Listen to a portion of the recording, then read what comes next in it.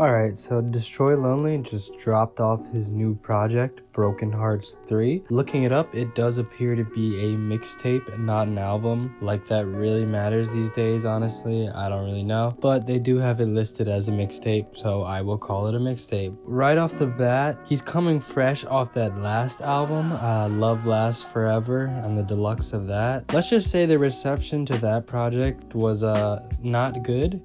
And this project is pretty much a course correction of his previous stuff and kind of going back to his old sound, but also expanding it as well. At least that seems to be the idea originally. But let's just get into my actual thoughts about it. Now, the first thing that stood out to me would be the production. Obviously, if you listen to his last album, that was a big complaint. The Little 88 production, the constant hi-hats, very similar sounds throughout pretty much the whole project. Honestly, this project is way better produced. It just sounds a lot better overall. I do agree with everyone else on the last project. It was just too much. Some of the beats were way too similar and you could have deleted like half of the songs, to be honest. But I did actually like the last project, unlike most people. So I'm definitely different in that respect. And I also thought the deluxe was actually pretty good. Now, if we get into this album itself, I felt that it started off really strong. I am a big fan of the intro, Ain't Hard. That was actually a really good song. I like Risk as well. But then for me, it kind of slowed down with the next couple tracks. I did like STFU, Shut the Fuck Up. I thought that was a great song.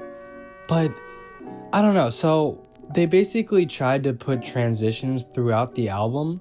And while the transitions are pretty good, I don't know if the album really needed it. Like, Shut the Fuck Up, the song ends and there's like a 40-minute or like 40-second transition to the next song. Like, I get the transition aspect, but I don't know if these songs necessarily warrant 40-second transitions into a new song. I mean, come on, at the end of the day, it's Destroy Lonely, bro. Like, I don't really want that, to be honest. If I had to list off my favorite songs, it's definitely gonna be Ain't Hard, Risk, STFU, Leash, Jumanji.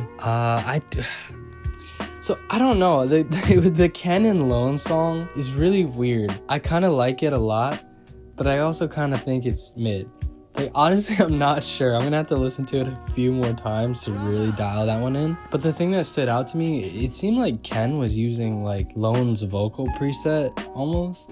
I don't know if they maybe recorded it together in the studio and Ken just used his preset, but Ken sounds really different. It's definitely a more spacey reverb type vibe. And I actually like Ken a lot on that song, but as a whole, I'm not sure how I feel about that song. I'm definitely gonna have to let it marinate a bit. Another thing with this album, there's one feature and it's Ken. I mean, dude, I get the whole Opium, no features, and then if they do have a feature, it's like 2, maybe even 3, and they're all Opium members. Like, that's cool. And I'm not asking for government mandated Young Thug, Future, Travis Scott, Lil Baby features. Like, that's not what I want. But I wish he would actually expand and work with some new people in terms of features. I mean, just imagine if he had some underground artists on here.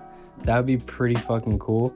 Honestly, I'm not even gonna throw out names. Like, you guys can throw out whoever you like or whatever. But I think in general, they should think about changing their approach to features because honestly, it gets a little stale. Now, looking at the cover art, bro, this shit is ass. Come on. I mean, it has a vibe to it. Like, I do like the vibe, but overall, it just feels really lazy to me. And he didn't try that hard, let's be honest. I mean, I don't know. There's just something about it. It doesn't really hit like that. I also saw a talk online just about Lone's vocals in general.